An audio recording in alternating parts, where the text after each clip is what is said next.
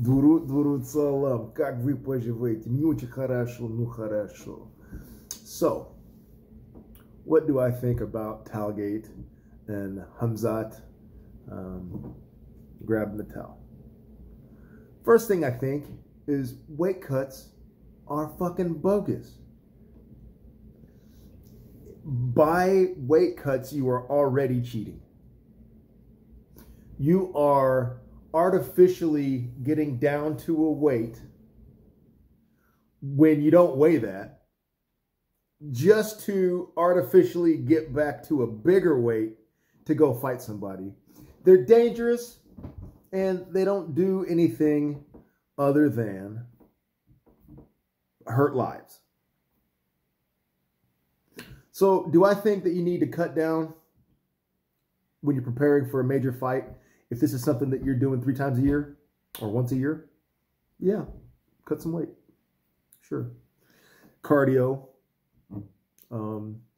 I mean, should you cut a little bit of water? Yeah, man, you don't want to be full of glycogen and sloppy, and you want to be tight and crisp, you know, so you do want to cut a little bit down and then rehydrate a little bit. But that's just fight prep. That's just fight prep. What they're forcing people to do now is immoral. It's immoral. Khamzat is, you know what he looked like to me? He looked like he was so tired and so exhausted that he was trying to lay his hand on something just to support. He didn't look good. You know why? Because weight cuts are evil. So how do we fix the solution, right? All right, cool. We do weigh-ins, but we do weigh-ins incrementally. Right? All right. You weigh a guy all year long. And you give him 10 pounds. 10 pounds from his division. You cannot weigh more than 10 pounds from your division. And you have to do an incremental weight cut. So guys walking around at 190 shouldn't be fighting at 155. Just shouldn't be. No. Yeah, it's awesome. They move quick. Okay. But why can't they fight at 165, 170? Why not? Why not force the dude to be trim all year round? Or give him an incremental path to his final cut. And it could be, I mean, you have a leeway of 10 pounds. I'm not saying that on this date you have to weigh exactly whatever it is. It's hey man, it is August 1st. You fight in 3 months. You need to be within 10 pounds. If you're not within 10 pounds, then you're going to have to show 2 pounds a week. And if you are, let's say you're 13 pounds over. You need 3 pounds. You're 3 pounds over. Okay. By next week, you need to be 10 pounds, within 10 pounds. Okay. That's the type of thing I'm talking about. Because you don't want dudes. It's just wrong. You don't want dudes walking around at 200 fighting at 165. You just don't. It's hard. It's bad for the body. And, you know, you got guys like, you know, Blachowicz who just can cut a ton of weight and then put it back on. And he's just like obviously 20 pounds bigger than the big boys. How he does it, I don't know. Whatever the secret recipe is, whatever. But he could do that. He could, even if it wasn't such a dramatic weight cut. You don't need the weight cut. You don't need them. So here's another solution. At the time of a fight, have an 8-pound or 10-pound weigh-in difference. And here's what I mean. So you pick home team and visitor team. one fighter weighs in first. The next fighter has got to be within 9 pounds 6 ounces, a baby, a human baby, the typical average baby. You got to be the difference between you and you holding a baby between the guy. And they could flip a coin, you know, whatever. But that's another way to take away weight cuts. You know? So you have a division, and your division isn't 155. Your division is 155 to 165. You can weigh anything between 155 and 165. They're trying to do, you got to weigh the same to make it fair. But, I mean, you know, if I got longer arms than you, like Volkanovski, and I can strike from guard, like, it's not fair. It's not fair. It's never fair. It's not going to ever be fair. That's why we get excited when one dude is just beating the crap out of another guy, because it's not fair. That's why we love it when one underdog comes back and knocks off the champ, beats the champ, because it's not fair. It's not fair. You build a resume to show how unfair it is for you to fight other people, and that's why you need to fight people with similar resumes. Because it's not fair. Habib Nurmagomedov, he looks at people, they're like, hey man, we have an up-and-comer. He's on a 6-win streak. Will you fight him? Habib's like, I'm the champ. 29-0. You need to give me somebody who's closer to me, because it's not fair. Because it's not effing fair. So we're forcing Khamzat to get himself sick. When you expel water like that, you're sick. When you cut weight, the only time that human beings naturally cut a lot of weight fast is when they're sick. So you're forcing somebody to be sick and then go fight a trained professional killer who has been trained in ancient arts with a modern twist on how to beat people up. Because you're a judo player at a judo tournament. You're a sambo player at a sambo tournament. You are a jiu-jitsu player at a jiu-jitsu tournament. You're playing jiu-jitsu. Why? Because you're not trying to kill people. Jiu-jitsu was designed to kill people. You're a judo player. You're playing jiu-jitsu. You're playing judo because judo was designed to defend yourself. And the best way to defend yourself is that guy's trying to come here and kill me, so I'm going to throw him down and choke him out. You're playing it. Sambo is безоружие. You are defending yourself without weapons. Безоружие. Without weapons.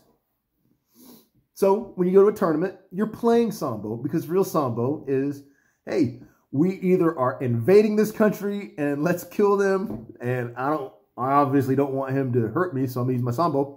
Or they're invading us and they're trying to kill us, so I'm going to use my Sambo.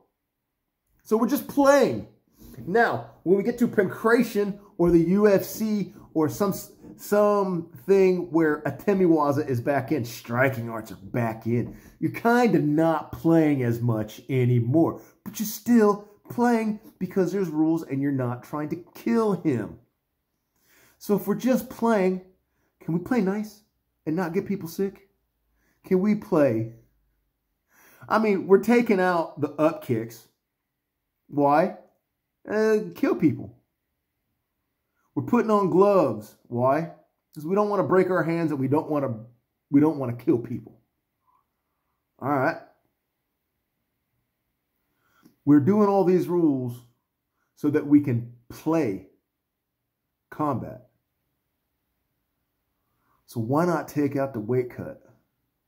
Because that's the thing that's hurting people more, the most. It is. Fighters go to the hospital all the time for weight cuts. Hospital, because they're sick. Shouldn't you only go to the hospital after a fight? Why am I hitting a heavy bag? Why am I punching? Why am I grappling with ukis? To practice. Because I got to go play martial arts. Right? But I got to get so sick that my body expels 20 pounds of vital fluid. I have to go run myself to a point where I faint. I got to go put on a suit and sweat to simulate that I'm in 130-degree heat or 50 degrees centigrade.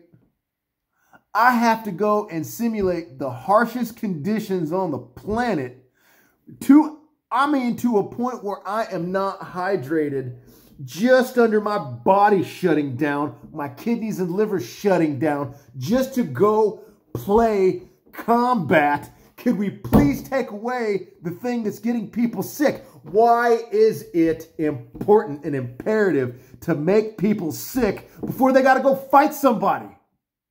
You want them to be as healthy as possible before they fight people, before they get struck in the head. Why are you trying to take the water out of their brain before they got to go defend themselves against world-class kicks? We're in world-class striking and grappling and submission. Your life is on the line. Why do you got to put your health on the line before you go fight for your life? And you are exactly fighting for your life in the terms of financial existence. The thing, if you told me that 3 times a year, I got to get sick to the point where I could faint and die and my organs could shut down just to go and play something, go simulate anything at work, I wouldn't go to that job. I would rather get on unemployment and go find a better job because that's inhumane. But we're asking the best athletes on the planet to go and get themselves sick to the point where they almost die, to go and fight a human being who is one of the highest trained combat athletes on the planet in your underwear in front of everyone. And it's unnecessary. If you want them to weigh the same, we can make them weigh the same. But we don't have to get them sick. And that's what I got to say about Khamzat and the towel.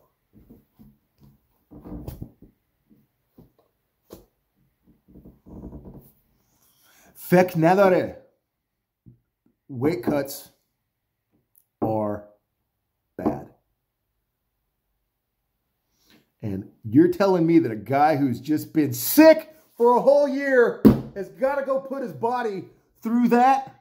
And you're fucking telling me that we think he cheated? He put his hand on the towel? He's been sick for a year. He had to go through an unnatural weight cut by design in the system.